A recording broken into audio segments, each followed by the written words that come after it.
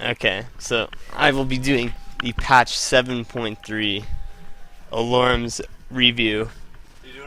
Yeah, I'm doing it.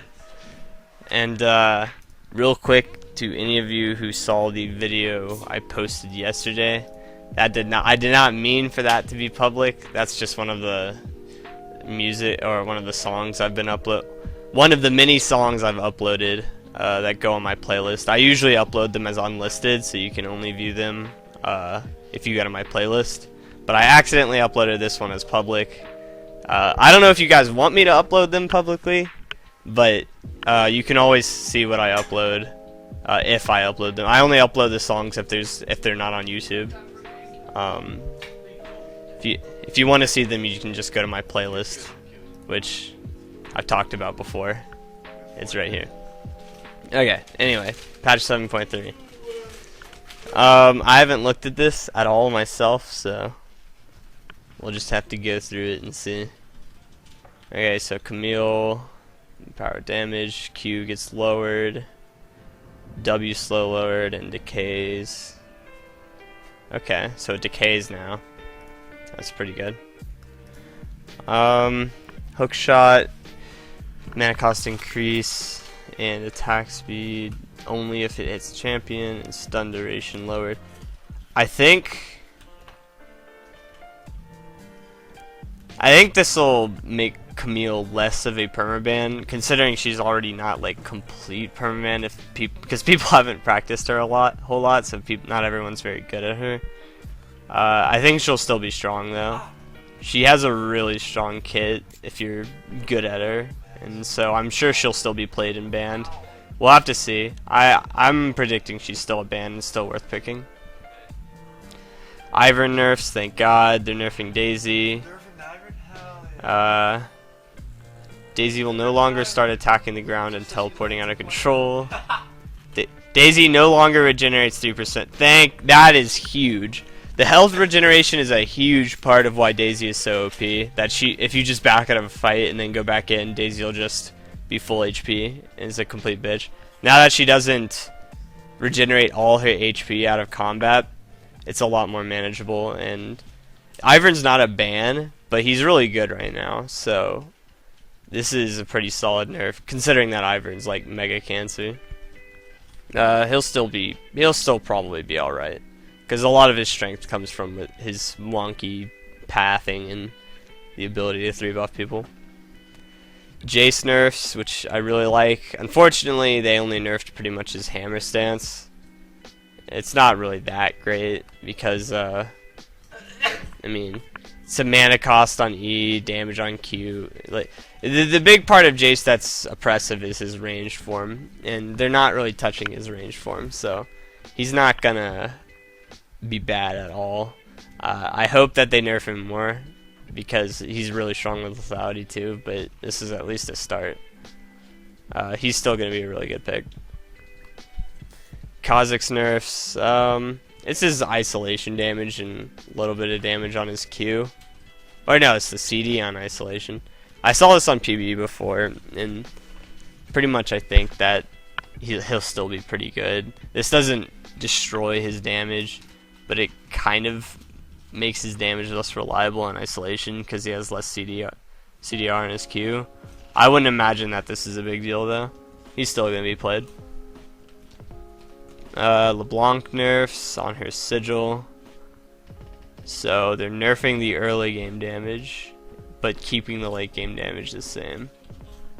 She'll still be good. 10 damage really isn't that much. It goes all the way up to 35 at level 6, which is actually pretty big. So maybe this will make her not a permaban. It's hard to say because I don't think her kit is amazing because of her passive.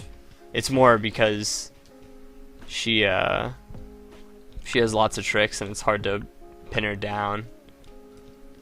I'd say she'll still be played, considering people will always like LeBlanc anyway. Malzahar nerfs, this is really good, the delay on the spawn time of the Voidlings. And there's a cooldown between casts, so you can't just double mash Voidlings, and they're just going to shit on you. And they move slower, past 600. Pretty good nerf. I think Malzahar is still going to be played just because Malzahar's ult is what makes him so good. You can just flash ult someone and he gets a free pick. This will make it so he can't really cheese as well with the Voidlings, with the cooldown in between and the delay on when they spawn. I think this will definitely be a big nerf to his burst, because before you could just double mash W and then R and then they'll just instantly die. Now if you want to do that, you have to wait a second in between, which gives people time to flash or do something else. So honestly, this could make Malzahar not meta anymore, but it's a little hard to say considering how much people like his ult. It depends if you value the damage more than the suppression. Rengar's Q dash is lower. No longer gives crowd control immunity. That's really good. And a pretty big ult nerf. Actually, not that big, but it's still an ult nerf. I think the big part of this nerf is the W. He no longer gets the Olaf ult for 1.5 seconds. You're just gonna, if he breaks out of the CC, you can immediately re-CC him, and then he should die every single time, considering that's what happened to old Rengar. As soon as you CC him, he should die. As long as he's not too tanky. This is a really good nerf. This could I think this will take Rengar off the permaban list. He's a lot easier to deal with without the Battle Roar immunity. It's hard to say if he'll still be good, because he'll still do a shit ton of damage. But it'll probably be more like old Rengar, where it's not a permaban, but you know, Rengar players will still play Rengar because they just like doing a lot of damage. Tristana buffs. They keep buffing Tristana like over and over again, so she's gonna be really good at some point. Like 7-second steroid is huge on rapid fire. That is ridiculous. That's actually ridiculous. So I would say you can expect Tristana to be played soon, especially if the other AD carries get nerfed. Vi nerfs. I mean, I never thought Vi was really a huge problem. And base attack speed nerfs are really big, because your base attack speed, the more you have attack speed growth, which is really good depending on how high your base attack speed is, because then you can get over a set 1.0 attack speed at level 18, or I forgot how much it is. But when you lower base attack speed, your attack speed growth grows on a percentage, so then it's overall a lot lower at the max level. So this is a pretty big nerf to Vi, considering attack speed's so good on her already. Vladimir auto buffs. That's not a really huge deal. Q buffs is pretty solid, considering that like the regular transfusion wouldn't do much, but the Crimson Rush would do a lot. This is pretty big. I hope Vladimir isn't good, because I really don't like Vladimir. I think he's pretty cancer, so I'm counting on this not making Vladimir meta, because fuck that character. And last champion, Zyra. Q 70 mana. Removed a rule that told. Huh, okay, that's actually really big. So the Zyra plants no longer auto-target champions on spawn. That's really big, considering you could just spawn a plant and it'd start hitting the champion in the middle of the minion wave. This will probably make Zyra not even... I could say confidently that Zyra won't even be picked anymore. This is huge. This is really, really big. I could see Zyra players still wanting to play Zyra as support, but I don't think you're ever going to see... Okay, I'm not going to say you're never going to see her. She's just going to be picked a lot less, because a big strength of hers was to be able to zone with plants, and now it's more like the plants will shove the wave instead of do damage to champions.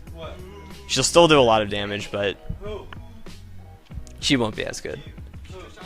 Practice tool, skin names, league client. Alright, I think that is it. So, thanks for watching. I know I haven't done this in a while, and I know I haven't been streaming because I play a lot of scrims, and I don't feel like streaming after that. But maybe I'll get into stream one day. So, I'll see you guys later. Thanks for watching.